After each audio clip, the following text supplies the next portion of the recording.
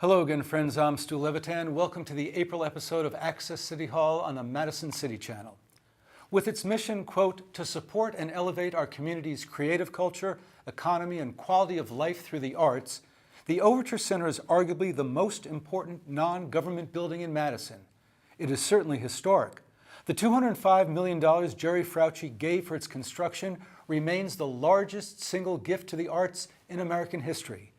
It is certainly distinctive. A massive marble and glass structure designed by the internationally renowned architect Cesar Pelli. It's certainly a valuable building, representing over $150 million in total net assets. And it certainly represents an ongoing civic investment, an annual city subsidy of about $2 million, or about 9% of its budget. The 2,255-seat Overture Hall opened on September 19, 2004, along with 4 other performance spaces, and this is the program from that gala week. The Oscar Mayer Theater reopened in 2006 as the 1,089-seat Capitol Theater, its original name when it opened in January 1928. 6,000 people came to that opening. There were more than 600,000 visits to Overture in the 2016-2017 season, making it a popular building as well. But all has not gone entirely smoothly for Overture, which lost about 60% of its endowment in the stock market crash of 2008, threatening its ability to meet its debt service. After a period of uncertainty, confusion, and potential crisis, the city was able to restructure the debt and create the private Overture Center Foundation, which on January 1, 2012 became the sole operator of the Overture Center for the Arts. 4 months and a day later, on April 2, 2012, DeDee became president and CEO. He will leave that position at the end of May, retiring after 43 years managing and sometimes building performing arts centers. 3 years and 6 months after DeDee started, on November 2, 2015, Lex Poppens joined the Overture management as vice president for marketing. He's only 33 years into his career, so he's not going anywhere quite yet. DeDee is a 1971 graduate of the State University of New York at Fredonia, who returned to Fredonia after his military service to manage the Rockefeller Art Center from 1974 to 78. He then managed the Eastman Theater in Rochester until 1988, opened and managed the Morton H. Meyerson Symphony Center in Dallas until 1994, and served as executive vice president and general manager of the Tennessee Performing Arts Center from 1994 to 2002. He helped design and build the Schermerhorn Symphony Center in Nashville and served as its executive director until 2007, when he moved to New Albany, Ohio, a suburb of Columbus, where he opened and directed the McCoy Community Center for the Arts until he came to Madison. And on the basis of all of that, DeDee is one of only about a dozen managers of performing arts venues in the country to hold the title of Certified Facility Executive from the International Association of Venue Managers. Lex Poppens' career in arts marketing and management began in 1984 at Florida State University's Artist Series at Ruby Diamond Auditorium. He later served as the Director of Marketing and Communications at Ruth Eckerd Hall in Clearwater, Florida, Interim Director of Marketing for the Chicago Symphony Orchestra, Vice President of Marketing for the Omaha Symphony, Director of Marketing at Wells Fargo Center for the Arts in Santa Rosa, California, and Vice President of Marketing and Communications at Ordway Center for the Performing Arts in St. Paul, Minnesota, before coming to Madison. Apparently, performers are not the only members of the performing arts community who travel. Here to discuss the Overture Center for the Arts and their respective peripatetic careers are DeDee and Lex Poppens. Gentlemen, welcome. Thanks for coming in. Thank you very much. Are those representative careers of people in arts venues to work 6, 8, 10 years in one venue and then go to another city? It really is, and largely because those venues are usually the only venues in those cities, and a person going into any role in those venues usually has a very limited path within that venue. Perhaps if a CEO position opens up, there might be somebody from the executive level that might move into that position if they have proven themselves capable and have had a track record in other performing arts centers to be able to have the ability to move up. But generally for somebody like myself, and even for Lex, it's accustomed to moving from city to city to advance one's career, advance one's salary ability, and take on additional responsibility. And that's certainly the path that I charted for myself when I first got into this business a long time ago. What is that like to know that you're only going to be in a place for 6, 8, 10 years? I just unpacked everything I've had in storage for the last 10 years. So I'm hoping I'm here for a little bit more than 6 to 8 years. You know, for me, the moves were, as some of what Ted said, advance my career. But I also love studying markets. I love seeing, well, all right, that didn't work in Fort Lauderdale. Well, let's see how it works in Omaha. So with the peers that I've met along the way, there's a lot of communication and testing. And I still laugh, Ted and I both laugh at sometimes because when I got into this industry, there weren't even fax machines. When I got into radio, we cut tape with razor blades. Yes, I did that too. So, it's been a joy to not only learn a new market, but learn new technologies along the way. Mm-hmm. But I do have peers who have stayed in their buildings for nearly all of their careers. But that's dependent on the market and other things. For example, my successor at Fredonia, my first job, took over after I left in 1978, 79. He's still there after 30, do the math, years. It's amazing.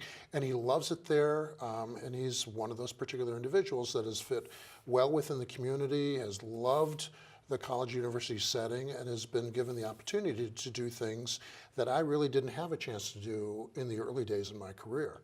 And just to capitalize on another thing that Lex said too, is that we don't always look for new titles, new advancements in salary, and so on and so forth. It is really looking for new challenges and opportunities to do things that one hasn't necessarily had a chance to do before.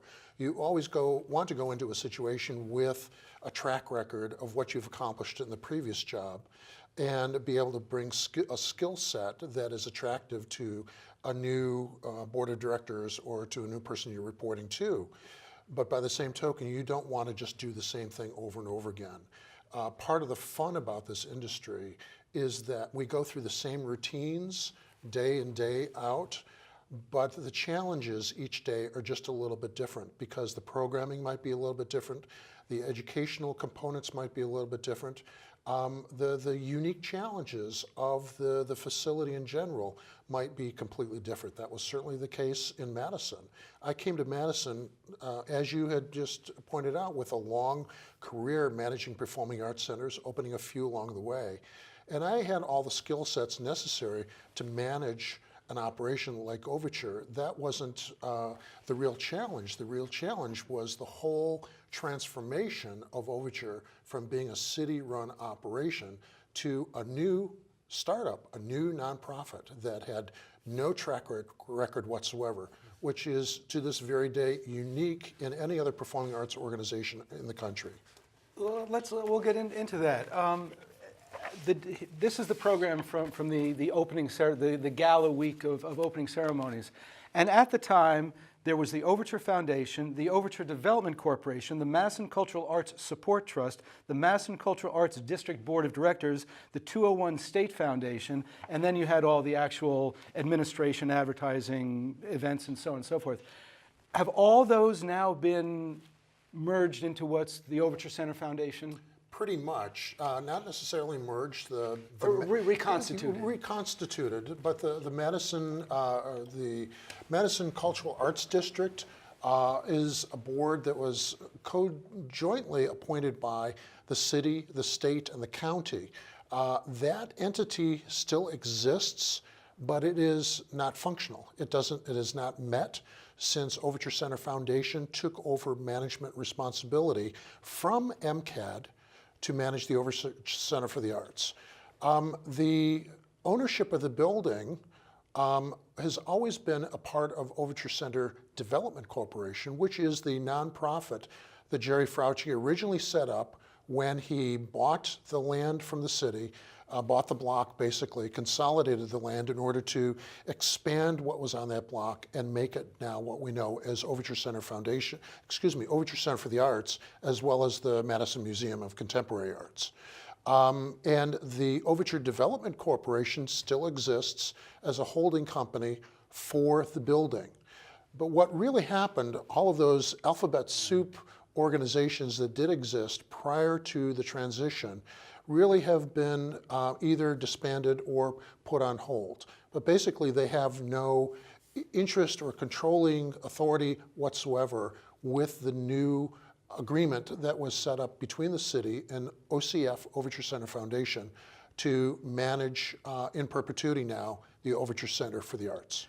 You reminded me of a disclosure I meant to make at the beginning when you talked about Jerry Frauci buying the land from the city. Some of that was through eminent domain, and at the time I was on the Community Development Authority. I may have even been chair, I don't remember. So I was part of the actual governance apparatus that made possible the eminent domain and also issued some of the bonds. You made a great decision, just in terms of disclosure of journalistic independence, I needed to disclose that.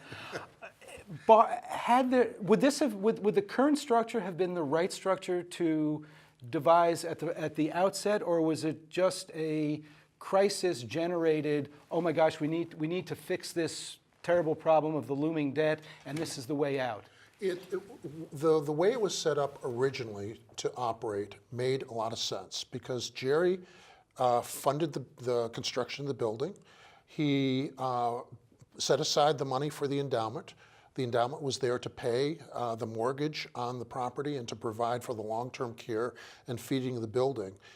At the same time, President Roland Frauci set up the Great Performance Fund, which helped provide endowments for the resident arts organizations, 6 at the time, that would be using the new Overture Center for the Arts and presumably would be paying additional costs to be able to use this brand new shiny building that they would grow into. All of the right decisions were made at the time, and I think what was not foreseen was that looming economic downturn that took place in 2008 and 9, and what that did to the endowment, and what really set off the series of a lot of concerns about what the future of Overture was going to be like.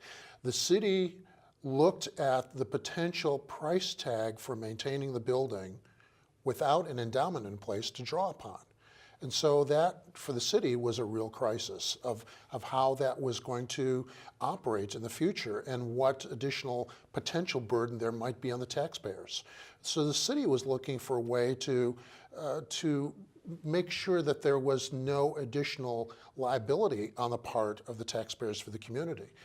The private sector, which had already been a part of helping to support the resident arts organizations in their endowment needs for the Great Performance Fund, as well as providing a little bit of programming support for the Overture Center organization managed by city employees at the time, to provide additional money for educational programs and some free and low-cost things.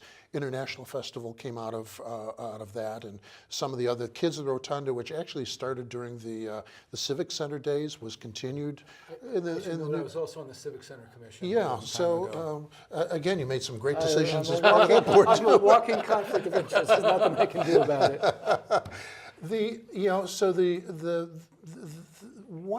The series of discussions, and I know because I read about them in the newspaper, the internet was finally there, and I could read about a lot of these very public and vocal discussions about what to do with that particular crisis in mind. And so what may have been good for the opening of Overture Center now had to have a new resolve, a new way to move forward.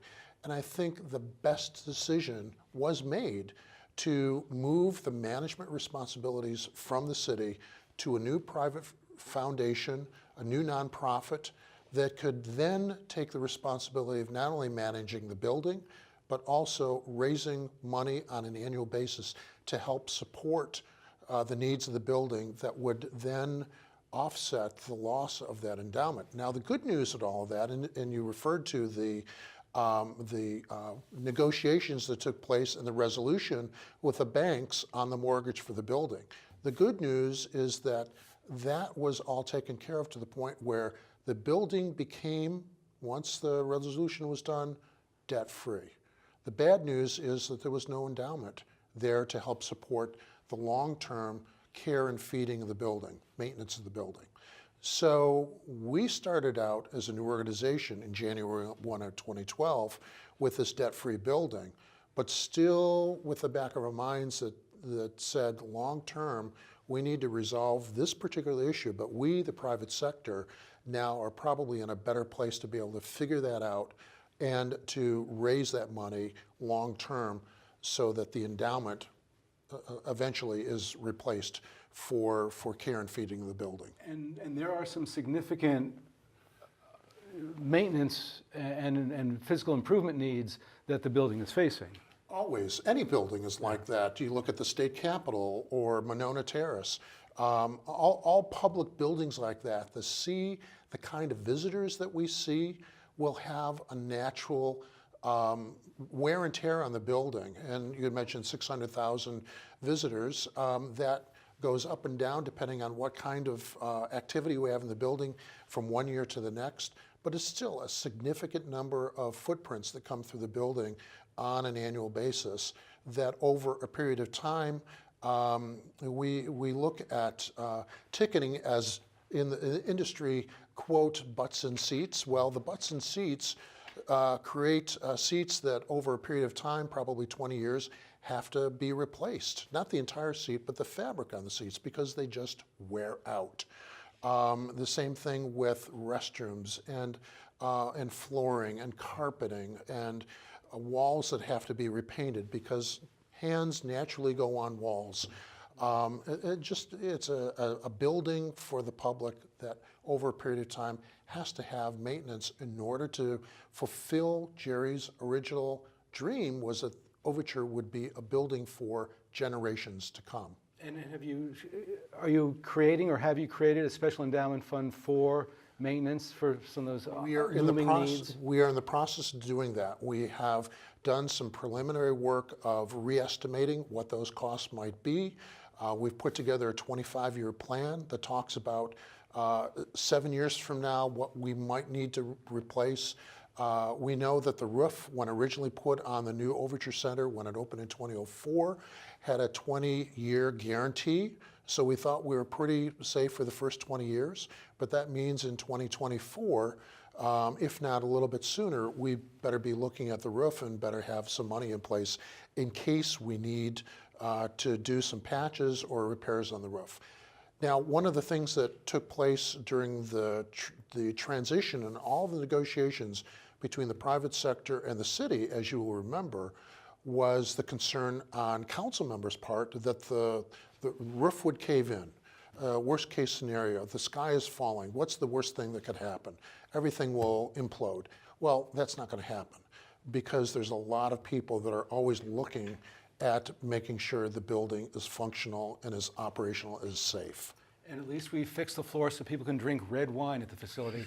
We're talking with Ted DeDee, the outgoing president and CEO of the Overture Center for the Arts, or just the Overture Center? Overture Center Foundation or Overture Center for the Arts. And Lex Poppens, the vice president of marketing. We are on the April episode of the Access City Hall on the Madison City Channel. We're going to take a short break. We hope you're here when we come back.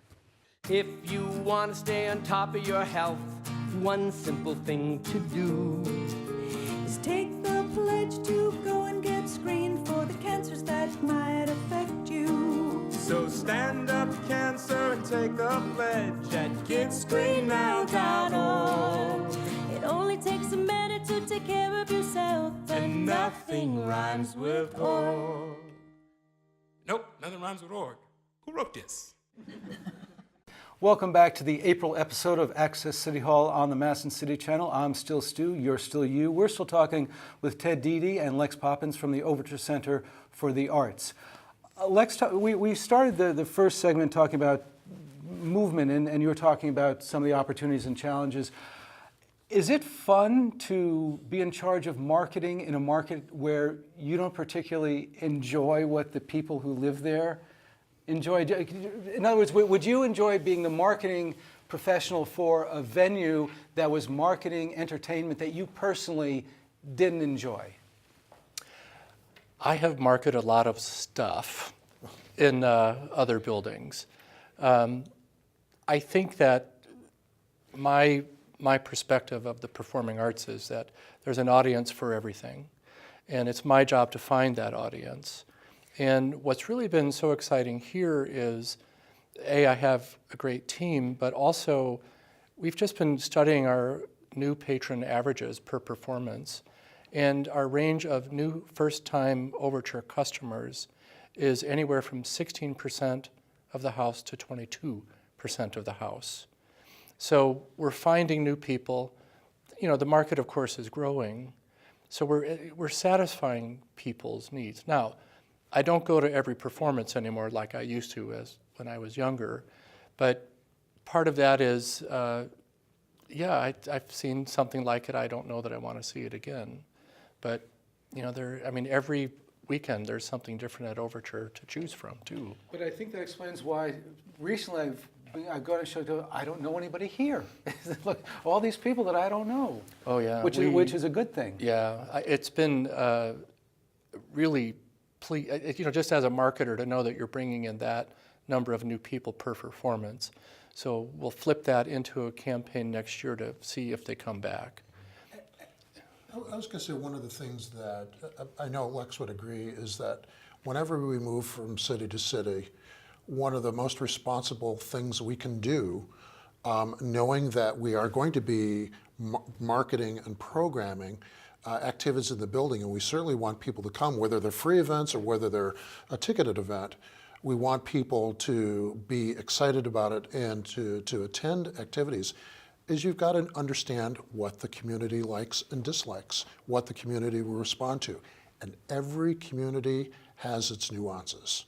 And Madison is no different. It has its nuances. It's completely different than Columbus, Ohio. It's completely different from Nashville, Tennessee, and from Dallas, Texas, and from every other place that I've been. As the people of Madison will proudly tell you. And they have, and we've learned that. And plus, we have also learned that there's a lot of things that were not at Overture that should be.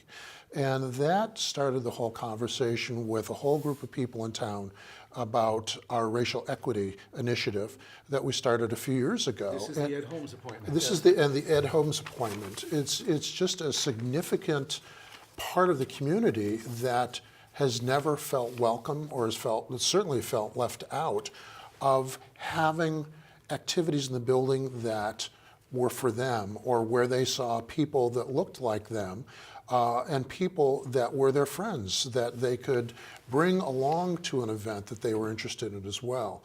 So, case in point, this coming Saturday, we've got Earth, Wind, and Fire at Overture Hall. It's sold out. And the reason, because this is such a wide range, a popular group from, I wouldn't say our generation. Our generation. Thank you very much for saying that. But we knew them from the beginning and still love them. And there's new generations that have learned all about this group, but also persons of color that have never seen an Earth, Wind, and Fire in a place like Overture Center before. And so we had this opportunity and a date available working with Frank Productions to bring in Earth, Wind, and Fire, and it's a hit before they even hit town. I mentioned Ed Holmes. He's the new Director of Diversity and Inclusion.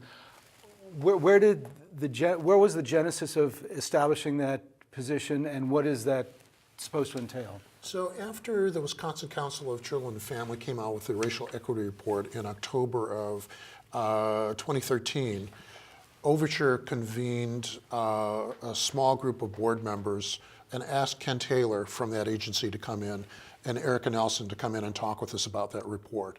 And after learning, and we were told one of the first nonprofits to ask for an understanding of this in as much detail as they could provide. And we realized very quickly that we couldn't solve a lot of the challenges that African Americans face in Madison and Dane County. But yet, we felt as an organization, albeit the largest arts organization in the state of Wisconsin, that, and in a nonprofit, that we had a mission. And where was our mission? Trying to do something to advance persons of color in this community to the point where we could provide hope, a sense of community, a sense of gathering that would be inclusive. So we issued our own, after doing some focus groups in the next 10 months, our board approved a racial equity initiative in the fall of 2014 that looked at 5 different areas. I think I've got this right. Employment, governance, our board, purchasing, education, and community engagement. And part of that 9-page report called for Overture's hiring a director of diversity and inclusion, somebody who could be and serve as our ombudsman, looking at all of these areas of our organization and start to make connections internally and externally as well. Ed, as you know, was the principal, before he retired, was the principal of West High School for 10 years and was retired for 2 years. And we found Ed and immediately hired him. And he's been wonderful because he came with not only experience from West High School, but being in this community for 37 years and knowing so many people in this community that Overture didn't know, and gave us a conduit to be able to connect with people that we wanted to further partnerships and collaborations with, and start to open both figuratively and literally the doors to Overture to people, as I said before, didn't think that Overture was for them. Now, Lex, have you had to learn new skills, new ways to address the community that this is targeting? I mean, you're a pretty white guy. Have you had to develop new skills and connections in marketing this? Yes, to the people here in Madison, no with respect to the marketing. Because I'd been involved with organizations that, Urban Gateways out of Chicago was started by 3 black women on the South Side, and they catered to the African American community in an education setting. So that part, just in terms of getting to know new people, was pretty easy. I knew about the links, 100 black men, and organizations like that I've dealt with in other organizations. But what was interesting for me was the extension of the invitation. And, just little things that mean a lot to even people, even white people, just the act of inviting someone to join. It just meant a lot to the people that I've dealt with here in Madison. We have been going to the annual dinner for the Links since I've come on board, and we've bought a table and have provided, things for them to auction off, tickets to shows. Again, inviting them in and working with them. When we had Patty LaBelle come on board, we were able to work with Ed and his groups and created an opportunity for his contacts to purchase seats in the prime area of the hall. They had to pay full price, but it was the access. It was, you can do this, you will know exactly where you're sitting. You're not sitting in the back or upstairs. And it really showed. We worked very heavily my first year in getting the Links involved with Frosty Ball. And again, the act of the invitation meant so much to them. We had a really good response rate the first time, and then last year they came on of their own will. So it's a lot of the act of the invitation and then meaning it when they get there. Beyond any particular targeted audience, what are you finding are the most productive means of marketing? Is it Facebook? Is it advertisements? Is it videos? What is working? Nothing ever beats the personal connection. I mean, that's of any market I've been in. From whom? The CEO, Ed, Friends. and friends, people. Board members. Yeah, it's finding the connection to the links in the building that gave us the opportunity to go talk to them. It's just things like that. That will never change. That's in every market, that personal touch. But I have to be honest, our push into the digital arena is very focused, very large, and only getting bigger because it works. I mean, it is not the buckshot marketing that you get with a direct mail piece or a print ad or a radio campaign. We know who we're talking to. We can drill into the stats, and it's kind of eerie after reading about the Cambridge Analytics stuff, but it's what we do. And how? I mean, so, are we talking Facebook? Are we talking Twitter? Are we talking of it. Instagram, Snapchat? All of All of it. the above? Yeah. I mean, we had probably the best campaign that I can't take credit for was created by our previous group salesperson who came in and asked for $100 to market to Epic employees. And all she did was figure out how to reach Epic employees who self-identified on Facebook. Well, that $100 turned into $80,000 in sales. Yeah, I'm thinking $100. That's like a ticket, Right. maybe two. Right. So, you know, that's the power of that tool. And you can track from that initiative. These tickets were sold Yeah. in response to that initiative. Yeah. Yeah. So we just rolled out a campaign with the Latino Chamber for the show On Your Feet. And so we've started tracking that. We did something similar with groups, you know, that EDA's affiliated with. And that also gives us the opportunity to re-communicate with them on other shows once they've purchased a ticket or they've entered into our domain. It's interesting because when I moved here, I heard nothing but the fact that Overture had just gone to 5 weeks of Broadway in the 2011-2012 season. And I was hearing from many, many people that there wasn't enough people in Madison and Dane County to sustain a 5-week Broadway run. Well, fast forward 2 years ago, was it? We had when Lion King was here for 4 weeks, and we had Wicked return for the second or third time for 2 weeks. It made a total of 11 weeks of Broadway, and it was our most successful year ever. We have now gotten to the point where sales of activities at Overture makes us the #1 market in the state of Wisconsin. We outpace show by show comparison to both the Marcus Center in Milwaukee and the Fox Cities Performing Arts Center in Appleton, better than those other two markets. So Madison has really come to its own due, largely in fact to some very new techniques and wonderful results from the marketing techniques that we've been using.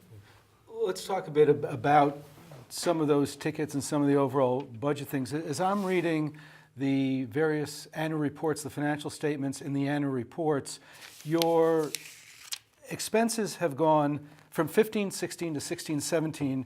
Your revenue went up from $22,500,000 to $22,600,000, which is a good thing. That's in the right direction. Expenses went down from $23,800,000 to $23,600,000, but you're still $1 million underwater in terms of revenue compared to expenses, and ticket sales, in fact, have gone down from $15,400,000 to $14,300,000. Being $1 million, even if the individual segments are in the right direction, if you're losing $1 million a year, that's not a sustainable long-term business plan. What am I missing? Well, one of the things you're missing is that in that $1 million potential loss is depreciation. It's a non-cash item. So in effect, if you take depreciation out of the equation, it's a plus net on the annual returns every year. And in terms of the fluctuations from year to year, that's solely based on the number of weeks of Broadway. Generally, the rule of thumb with us is every week of Broadway adds another $1 million in potential revenue and maybe about $900,000 in expense. So in that year that we had 11 weeks of Broadway, yeah, it was a $22 million year. And the next year was not 11 weeks, it was 9 weeks. And so naturally the budget on both revenue and expense is going to go down, but yet the margin is still a net positive as long as you don't look at the depreciation, which the auditors say that we have to show in terms of our overall audited financials, the way that we have to show that. But in actual cash, we have been net positive, which when you think about it, when we first started as a nonprofit, we had no cash. This was an organization that was a startup and had no cash reserves. And so each year, we've been actually building up that net positive cash reserve to the point that has made us more financially stable. We've been able to actually take out some small loans now as well. It's all good. Is there a maximum number of Broadway weeks you think the market will bear? Probably. I thought when we had 5 in the 2011-12 season that if we hit 6, maybe by this year, that would be good. I'm surprised. I'm very elated that this coming season that we'll announce on April 9th will be a 7-week season with 7 shows that have never been seen in Madison before. And this is in addition to the Hamilton that we already know is coming in 18? In 1920 season. The 1920 season. Yeah. That will not be hard to market, will it, Lex? One hopes not. No, the goal is always to increase your subscription base so that your marketing costs are minimal. And I think the anticipation of this amazing show is going to really push season packages this year. And then, of course, the year of the Hamilton event will really boost it high. Because in order to have in order to be guaranteed to get a seat for Hamilton, you have to be a subscriber by the 18-19 season. So, now, does marketing get involved? We got about a minute and a half left in this segment. Does marketing get involved in programming decisions at all, or do they come to you and say, "Here's what it is, go sell it"? Combination of both. It's important that marketing has a part in the decision because that helps Tim make the choice. Is our net margin going to be within range on this or not? So it depends.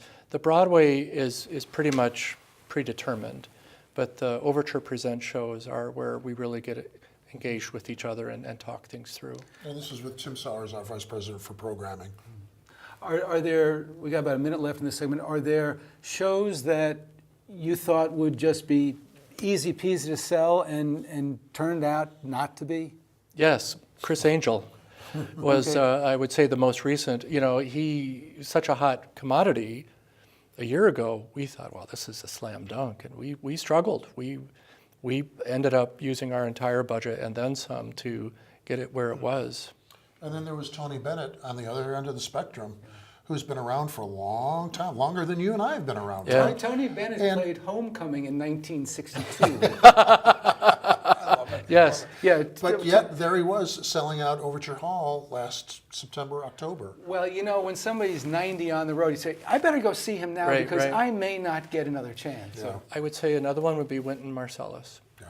It was tough to sell? No, I didn't think he Oh. would sell out. Oh. And he did, and it was a really good concert. Oh, yeah, it was a great concert. Were you there for that? Yeah. So you got to see all the little onstage stuff. I think we're going to take a short break. Lex, out. thanks very much for being on. We're going to then talk for the next segment with Ted DeDee and his sort of an exit interview with him. It's the April episode of Access City Hall on the Madison City Channel. Please stay with us. This is the story of a boy who is very sensitive to lights and sounds. So he built secret hiding places where nothing could get in. The boy didn't like looking people in the eye. It made him feel uncomfortable. One day, he found out he had something called autism. His family got him help, and slowly, he learned how to live with it better. Early intervention can make a lifetime of difference. Learn the signs at autismspeaks.org. And welcome back to the April episode of Access City Hall on the Madison City Channel. I'm Stu Levitan. We're talking with Ted DeDee, the outgoing president and CEO of the Overture Center Foundation. Correct. What exactly do you do? What decisions or actions make their way all the way to your desk? Budgetary decisions, annual budget, hiring and firing of employees. Ultimately, the programming that we talked about just a few minutes ago has to pass by me as well. I get to program a little bit myself. I started the National Geographic Live series when I first got here because I looked at the market and realized that this was a market that really enjoyed supporting conservation, environmental issues, outdoor activities, birds, you name it. Everyone here is environmentally conscious, and I knew that the National Geographic series would be a hit from the beginning. What else? I talk with donors all the time. I talk with subscribers all the time. No 2 days are the same, and usually my day is planned out a couple weeks in advance, to the point my schedule gets pretty well filled in any given week, going to meetings, going to meet people, sitting on the DMI board. I'm a member of the advisory board of the Bolt Center for Arts Administration at UW-Madison. I'm meeting with city officials all the time. I'm meeting with members of the community all the time, and certainly meeting with the staff all the time to coordinate activities that we are all planning together into the future. And what part of that do you enjoy the most? I would say every part of it, which means I enjoy the variety. And I sort of enjoy the unexpected nature of it. And again, I said before that my weeks are planned out in advance, so I generally, if there are meetings that I'm staffing, whether it be a board meeting or a committee meeting of the board, or my executive team, that I will set the agenda with everyone else, and we'll know what we're going to be talking about and planning out in the future. Or if there's issues that are coming up that we need to talk about, or if we're looking back at the previous Frosty Ball and deciding what worked, what didn't work, what we need to do different to change it, that I enjoy the process of communicating with the people that have a vested interest in making those plans for the future, as well as doing some troubleshooting when there are things that we know that can be better. It's a variety that, like I said, we plan out, but then inevitably, not a day goes by where there's something that pops up on my radar screen, either by email or phone, or somebody walking to my office that has something that they want to talk with me about, something to pass by me, getting my opinion about something. It might be people that we need to talk to bring into a conversation about planning an event or a conversation with somebody else in the future. We talked in the first segment about the crisis of 2008, 2009, 2010. There was an internet, there was a news community. You were down in New Albany, Ohio. What was the attitude, the understanding of you and your colleagues around the country about what's going on in Madison, and was that a place to come to or a place to stay away from at that time? Well, I would say, backing it up even further, in 2004, or actually the year that Jerry made his announcement, all of us around the country were amazed and envious and jealous of what was happening here in Madison.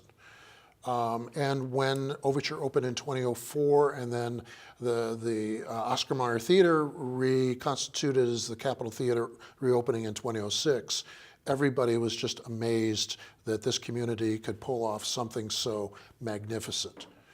And then, 180 degrees, 2008-9, as you mentioned, we all had this pit in our stomach of empathy of what now the challenges were looming within this community, of how to resolve the financial crisis and how to find a path forward for the future of Overture.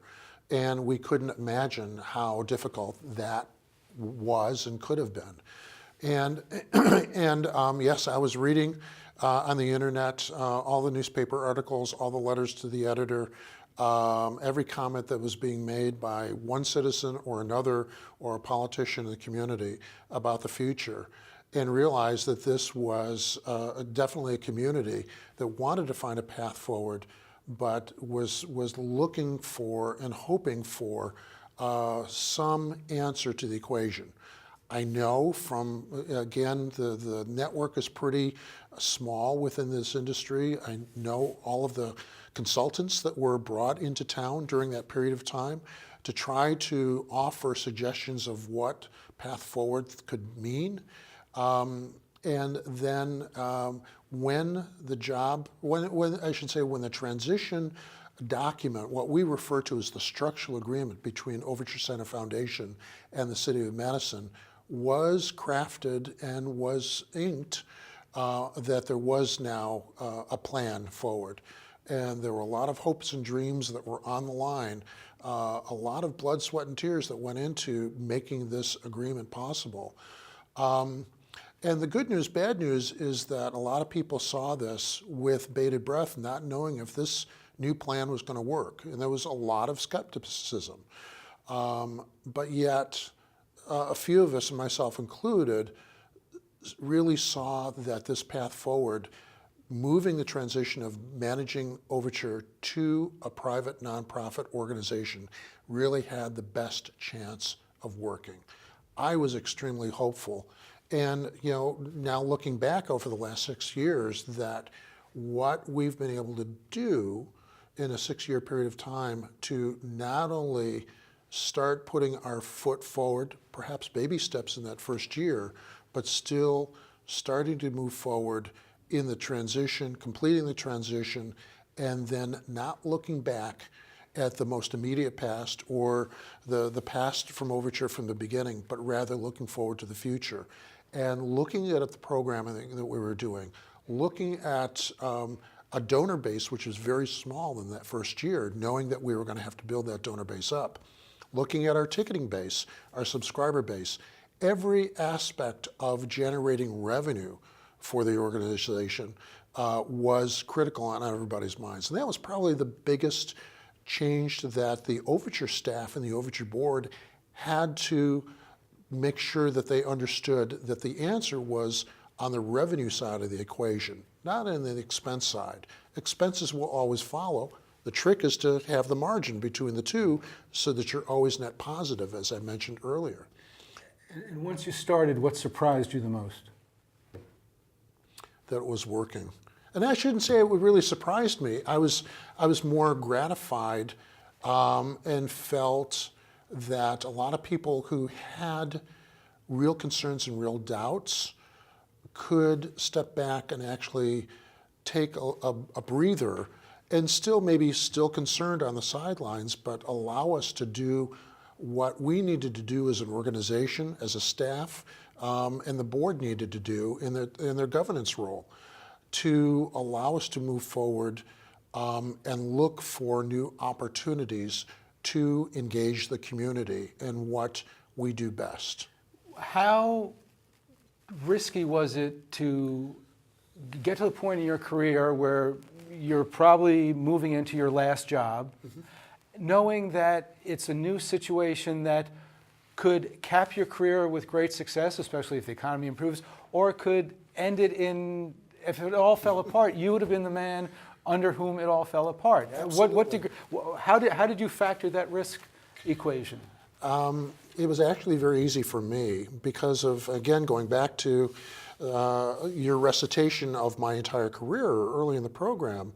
I had all the experiences that anybody could either hope for or envy, that gave me a toolkit, a tool belt, to be able to come into an Overture knowing that there was a lot of trepidation, a lot of anxiety, a lot of doubt, and basically saying, folks, it can be all right, but we have to chart this together. We have to move forward together, and we have to make this a positive organization. One of the first things I did was to say, look, yeah, there was a lot of consternation, there was a lot of doubt, a lot of taxpayers up in arms concerned about what liability this was going to mean for the city. And yet, during that opening few years of Overture, there were a lot of good things happening that were never reported because they were overshadowed by all of the controversy. So one of the things I said early on of coming here was to say, look, we're going to start telling our own story of the good things that are already taking place here at Overture, as well as the new things that we want to do to bring more people into the building, to do more things in creating more educational opportunities for young students in this community, of getting more people convinced that their gift to Overture through an annual donation would be worth the investment, whether it be $5, $50, $500, or $5,000, that they had the confidence enough to see that we had good things happening and that we want to continue down that path of having more things good happen as well. Are there things you wish you had known about the job or the community, or skills you wish you had, that, looking back, when you came into this position? It would have been ideal and nice to have the short history of Overture in a book to read, but there was no such thing. It's pretty complex short history. It's a complex short history. The really fun thing that I've enjoyed in the time that I've been here is that not a week goes by that I don't hear another story that becomes a piece of the puzzle of what Overture was and how Overture came through that transition. And for me, it's both entertaining as well as gratifying to know that Overture is now in a very, very stable place, a very successful place, and is doing meaningful things for the community and bringing in a wider, diverse audience than ever was thought of. And we're making a difference now in this community. Biggest frustration about the job? Not enough hours in the day, clearly. I've got a laundry list. The day that I leave, I will still have a very, very long laundry list of things that I would love to be able to do in the seconds that I have left, but it just won't be possible. But then it wouldn't be fun for the next person, my successor, unless I was able to leave a few ideas of where they could start. And what is the highest priority for your successor? I would say probably the highest priority on my mind and on the board's mind is looking at that long-term endowment that we need to have in order to make sure that the building is maintained over a long period of time. And again, it's all to make sure that the building is there for generations. And is that person going to be hired in compliance with the original timetable? We were talking about this at Rotary last week. There was an original timetable. Is that going to be met? I can't say because I'm not part of the search committee. I'm not part of that timetable, other than hopefully having an opportunity to talk with the final candidates before they're selected by the search committee of the board. But the timetable still remains to be seen. Proudest accomplishment in your career? In my entire career? In your career. Wow. It goes back to 1983. And this is a long story, unfortunately. Well, you can't tell it as a long story. Okay. Tell it in about a minute and a half. In 1983, I put together a national tour that premiered at the Kennedy Center on Martin Luther King Day, January 15th, 1983, before it became Martin Luther King Day. Ronald Reagan was president at the time, and let's just say in 1984 was the first year that Martin Luther King Day became a national holiday. I'm not saying that I had anything to do with that, but I'm saying that part of what we did starting at the Kennedy Center in Washington, D.C., and followed by a lot of national press coverage for subsequent days of this tour, had a lot of influence and had a lot of people talking about getting that particular day made into a national holiday. Was Stevie Wonder at your event? No, he was not. Okay. We didn't need Stevie Wonder, believe it or not. We got just a couple of minutes left. Other than Madison, what was your favorite city to live in? Oh, they're all great, but I would say Madison is there on par with Nashville, Tennessee, a city that I never expected to live because I was originally trained as a classical musician many years ago, and I never knew a thing about country music. In fact, I hated country music, and I lived in Nashville for 13 years and learned to love the people there and learned to love country music, even though the difference between Appalachian music and bluegrass and Mississippi Delta blues, I learned it all and had a blast there. On that point, as I believe your degree is in music education. You have spent your working life running theaters, presenting the performing arts. The question must be asked, do you have dreams or aspirations as a performing artist yourself? Never did. I gave up that in my sophomore year of college when a new performing arts center on the campus that I was at was being built. That was the Rockefeller Arts Center, which interestingly enough, I helped the first director open as a student. Little did I know that, 3, 4, 5 years later, I would come back and be the third director of that performing arts center. Did you make a conscious decision, this is the field I'm going to get in and stay in for my entire professional career? I did make that decision. When I saw that particular path, I didn't see myself either as a performer or as an educator, but rather saw myself, I had great business skills, loved theater, loved music, and felt an opportunity with this new performing arts center being built on campus to put all things together. The only thing that was missing was that there were no arts administration programs at the time that I could go and take advantage of to learn more things. Interestingly enough, after I went away to service, the Bolt Center for Arts Administration program started here on the UW campus. Time for one more question. I see you at a lot of shows, and many shows, not all, but many shows begin with your record announcement. Hello, this is Ted DeDee, President and CEO, and you talk about your mobile devices and so on and so forth. The first time you go see a show at Overture and you don't hear yourself making that announcement, what emotions do you expect to experience? I expect to be moved by the person whose voice I do hear. So I'm looking forward to the voice of my successor, giving those pre-show announcements as well, starting in the next season, the 18-19 season.